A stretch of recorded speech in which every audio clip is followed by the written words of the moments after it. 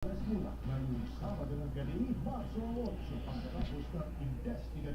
nakita mo yung mouse na ito? Saan? Ay, naalala mo yung binili ko? Ay, ando sa atin, uy.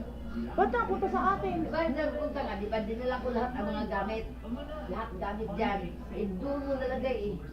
Ano siya, nakabalot sa ito. Oo. Itim, oo.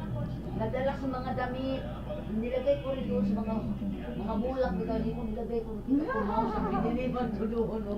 Hindi ko nila ako nagsalita. Dahil gamit na nila yan eh. Di ba mouse kailangan doon? Di ba dito kasi doon nilagay oh. Nasaan yung mouse? Andun!